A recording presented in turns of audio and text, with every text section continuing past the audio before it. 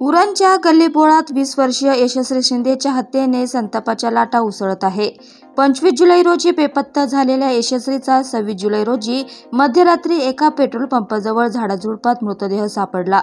यशस्वीच्या हत्येप्रकरणात दाऊद शेख प्रमुख आरोपी आहे। या घटनेनंतर दाऊदने यशस्वीचा किती छळ केला याची माहिती समोर आली आहे। 20 वर्षीय यशस्वी शिंदे वाणिज्य शाखेतून शिक्षण घेत होती। त्याचबरोबर ती बेलापूर येथील एका खासगी कंपनीत काम करत होती। 25 जुलै रोजी ती घराबाहेर पडली। त्यानंतर तिचा संपर्क तुटला, मोबाईल बंद लागत होता। त्यामुळे कुटुंबियांच्या मनात शंकेची पाल चुकचुकली आणि यशस्वीचा शोध सुरू झाला। 25 जुलै रोजी रात्री यशस्वीच्या कुटुंबियांनी तक्रार दाखल केल्यानंतर पोलिसांनी तिचा शोध सुरू केला।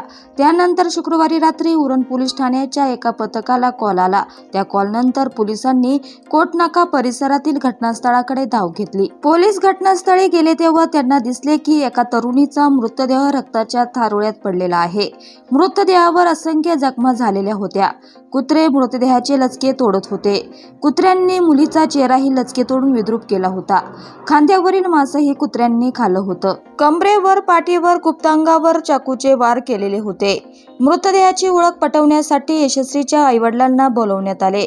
यशस्वीचे कपडे आणि तिच्या अंगावरील टॅटूवरून तिची ओळख पटली। तिच्या हत्येप्रकरणी आईवडिलांनी दाऊद शेखचे नाव घेतले। त्यानंतर या प्रकरणाच्या तपासाला वेग आला। दाऊद शेख विरुद्ध गुन्हा दाखल करत पोलिसांनी त्याचा शोध सुरू केला आहे। या घटनेनंतर दाऊद शेखने यशस्वीवर यापूर्वी अत्याचार केल्याची माहिती समोर आली। दाऊद शेख हा ड्रायव्हर आहे। 2018 मध्ये 15 वर्षीय यशस्वी शिंदेला बघितले। त्यानंतर तिला टार्गेट करणं सुरू केलं। दाऊद शेखने तिला जाळ्यात ओढले। 2019 मध्ये दाऊदने यशस्वीवर अत्याचार केले। या प्रकरणी तिच्या कुटुंबियांनी तक्रार केल्यानंतर पॉक्सो अंतर्गत गुन्हा दाखल केला होता। पोलिसांनी त्याला अटक केली होती। तो तुरुंगात होता। तुरुंगातून सुटल्यानंतर दाऊद शेखने पुन्हा यशस्वीचा पाठलाग सुरू केला होता।